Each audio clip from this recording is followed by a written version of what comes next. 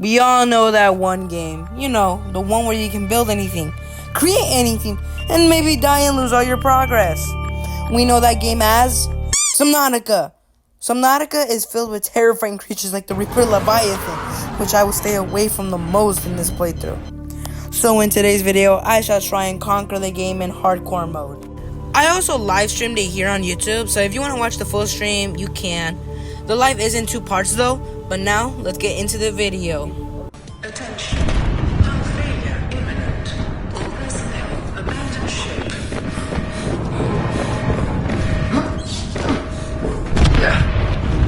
Launch in 3, 2, 1. Yo, whoa, go boom boom.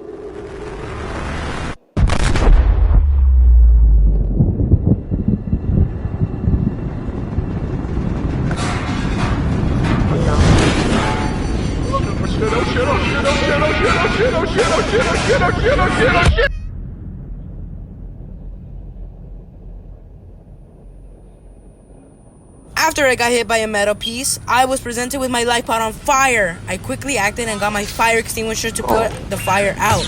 Alright, for those of you who do not know what Subnautica is, it's basically an ocean world type base game.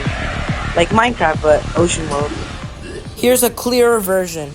For those of you who don't know what Subnautica is, it's basically Minecraft but an underwater survival game. You have to gather materials and survive on an alien planet, but in this game there is a story, unlike Minecraft. I know Minecraft does have a story, defeating the Ender Dragon, but there is an end to this game. Alright.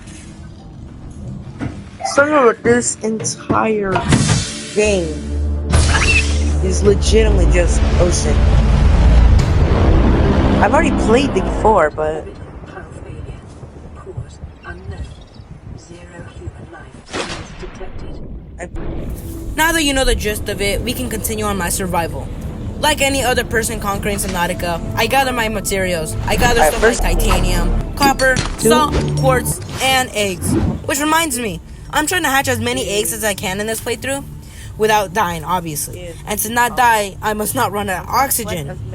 And since there are no O2 alerts in hardcore mode, I have to look at my O2 tank constantly, but I always depend on the warnings in the normal playthrough. And if you don't know what an O2 is, it's basically how many seconds you can be underwater before having to come up for air.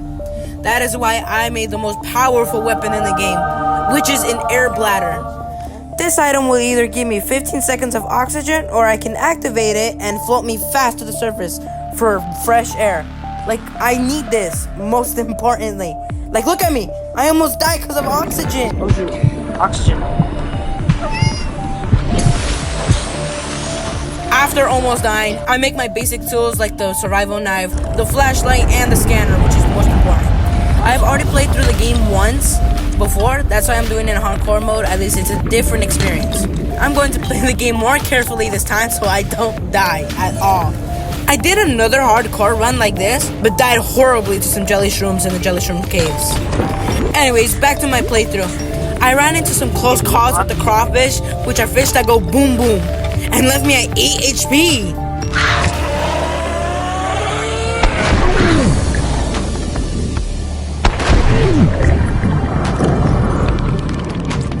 Oh.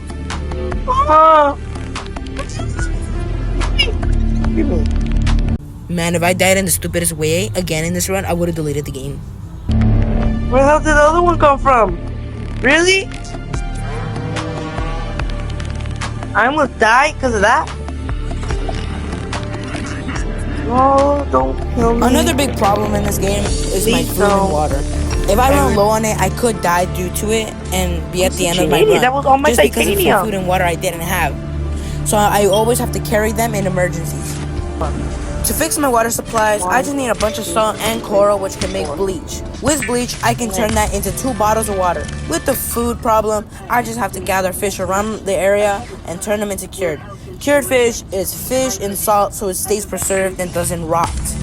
So that's the food and water situations solved. After dealing with the food and water situation, I make my sea glide so I can have more mobility and travel faster with it. After some more gathering and grinding, I made the repair tool and repaired my life pod. After repairing it, I start making a small but not final base in the kelp forest just for storage, for now. Not too long after repairing the life pod, I get my first radio message. Let's see. This is Ozzy from the cafeteria. What the hell, guys? They didn't warn us this might happen. Our pod was almost crushed by the Seamoth Bay on the way down. Now we're hanging on the edge of a cave system, and this grim-looking snake thing's trying to eat through the hull. Come get us already. No, Ozzy. Signal location uploaded to PDA. This radio message is from Ozzy in LifePod 17, so I went and go checked it out. Ozzy's log. It's the day of the crash. I don't know what the heck is happening. I'm scared, and I'm not going outside. There are shadows in the water under the hatch, but I can't tell if they're rocks or aliens. And there's weird-looking caves nearby. The Aurora was carrying everything needed to build the phase gate. Mobile vehicle bays, bioreactors, propulsion cannons. It had a cinema. There was a zero-G gym. My cafe. I don't understand how we're here now. I don't know why no one's coming for me. So what happened to Ozzy was some sand sharks were eating through the hole of his life pod, and Ozzy was just waiting for a rescue team, but the sand sharks got to him first. After I checked the remains of LifePod 17, I looked around for Seamoth fragments to build one, and I found just enough so I can make my own Seamoth. As soon as I got back to my LifePod, I got another distress call from LifePod 3. Receiving pre-recorded distress call, laying back. This is LifePod 3, uploading our coordinates. We're plugging some holes in our emergency sea glide, so if we're late for the rendezvous, don't panic. Also, don't go home without us. Seriously. 3 out. There's 3. As soon as that message finished, my PDA told me that the ship I came in was gonna explode. Oh, it's happening. Emergency. A quantum detonation has occurred in the Aurora's drive core. The reactor will reach a supercritical state. Nucleoid intake 10, 9, 8, It'll 7, explode. 6, 5, 4, 3, 2. Radiation.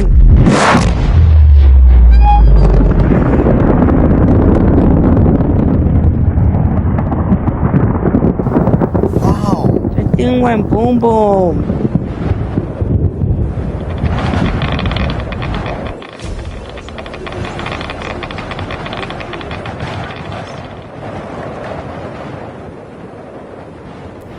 After that explosion, I got another distress, and this time it was from LifePod 6. I have a passenger on board. Coordinates attached. We've landed a kilometer from the crash site, but there's radiation in between us and the rendezvous. Request immediate assistance. 6 out. And then, right after, another distress call from LifePod 19. Distress call. This is Officer Keenan, LifePod 19. The captain is gone. I have assumed command. The last thing the captain did was give me coordinates for dry land. We regroup 1.5 kilometers southwest of the crash site. Stay together and good luck. This message will now repeat. Man, all these people just want me to save them. Like, chill. Let me deal with my situation first. I don't care how important you are. Then make. Now, instead of saving people, I build my wonderful Seamoth out of the fragments I found at LifePod 17. Private.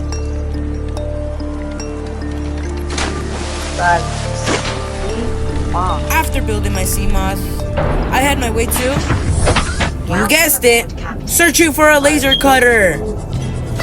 That's right. If you get searching for a laser cutter, you win the ultimate prize. $0 and $300 million in debt.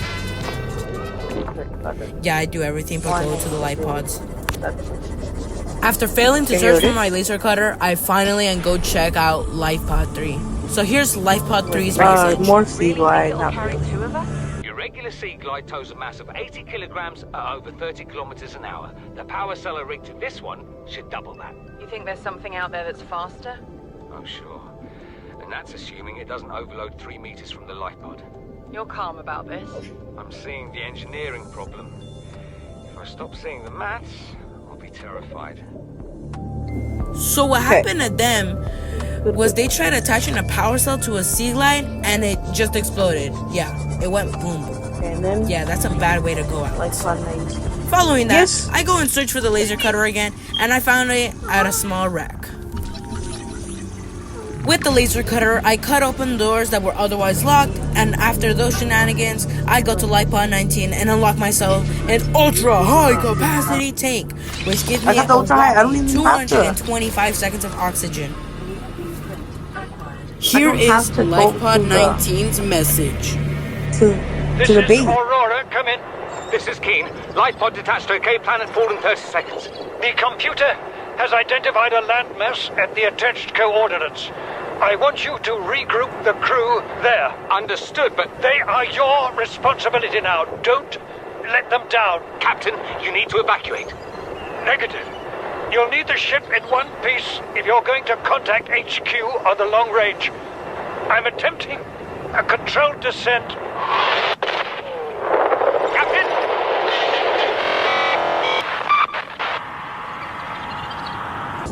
So what happened on Life Pod 19 was basically it was holding very important people, and I think for the people that didn't survive, they couldn't swim back up to the surface since they were way too deep to make it with their low oxygen tanks. I then explore around the light pod and find a small wreck containing moonpool fragments that I can use to charge my CMOS. And near the same wreck, I find lithium I need for later builds. And then I also find a modification station as well. Wow, I found moonpool, lithium, and the modification station in one wreck. This was a good trip. What the moonpool does, it's a station for your vehicles to upgrade them or to decorate them. But to do that, I need the upgrade console for the moonpool. Otherwise, it's just a docking bay. Never mind. The modification station got it. is to upgrade weapons or any dev modules I have. These two things are important to get through the game. When I made it back to my base, I found a stalker nest, and there was just so many stalker teeth right there. I can use these teeth to make stronger glass at a later time when I need it. So many stalker And then I teeth suddenly right get here. another radio message, but instead of a light pod, it's from the Sunbeam ship. I'm gonna get rescued soon. Slavery Quinn, trading ship Sunbeam. Aurora, do you read? No. No. Nothing but vacuum. These Altera ships. They run low on engine grease, send an SOS. You offer help, they won't pick up. Aurora, I'm out on the far side of the system. It's gonna take more than a week to reach your position. Do you still need our assistance? Over. Yes. I'll try them again tomorrow. Damn charter's gonna have us blowing our credits running errands for Altera. See what the long-range scans pick up in the meantime. In the meantime, I continue to get more resources and stock up on plenty of food and water. I do stuff like making the modification station to make my thermal blade and an ultra high capacity tank. I also do stuff like searching for the multi-purpose room in the jelly shroom caves where all the scary crab snakes are. And then I also go explore more of this underwater world, and I accidentally find myself at Life Pod 6. Look at that, found Flight Pod 6. Passing 100 meters. Take a listen to what happened to them. Efficiency I decreased. need you to stay calm. We're not in immediate danger. Where are the rescue teams? The Aurora didn't make it. So, where are the rescue teams? They're dead, ma'am. We have rendezvous coordinates, but the route's irradiated. So, what are you going to do? I'm head of human resources, ma'am. This is not my expertise. But the PDA says if we can find some lead, we can make radiation suits. Out there! I am not setting foot outside this life pod without the proper protection. Don't worry. I'll go. Oh, shit. What are you doing? You were gone so long. I thought you drowned. Put the flare down! I was going to try and attract someone's attention. That's not a distress flare! Stop waving it around like that. You'll catch the fuel line. That's crazy, bro. They were gonna live too. So how they died was because of some Karen trying to get someone to rescue them with a flare, but the flare ended up catching the fuel line, so they went boom boom, just like Life Pod 3.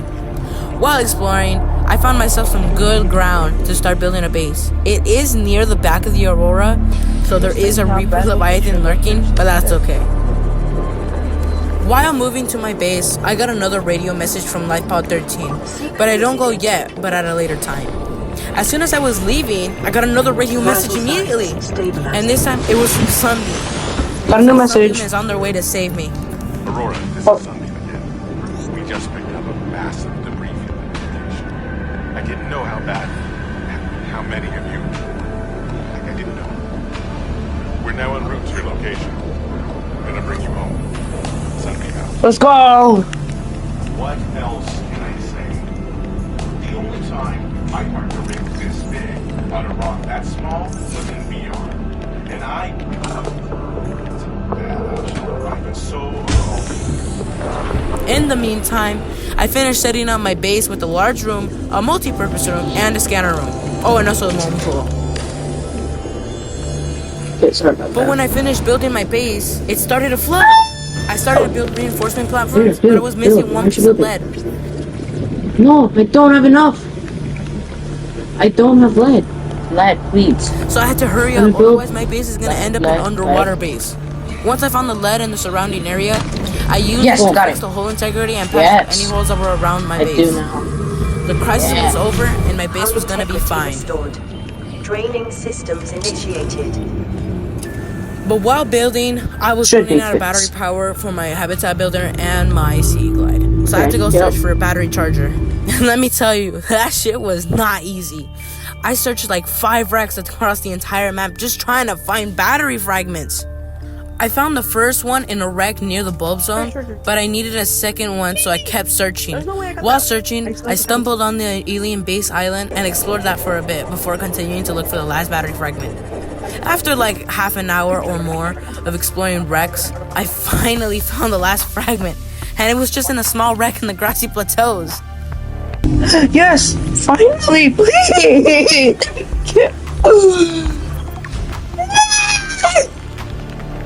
I no longer have to make new batteries for my items and instead just charge them up and reuse them.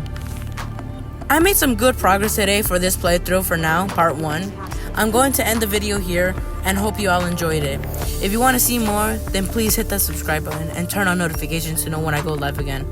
I will live stream part 2 soon. Anyways, I hope you all have a great rest of your day, and I will see you all in the next one. Goodbye.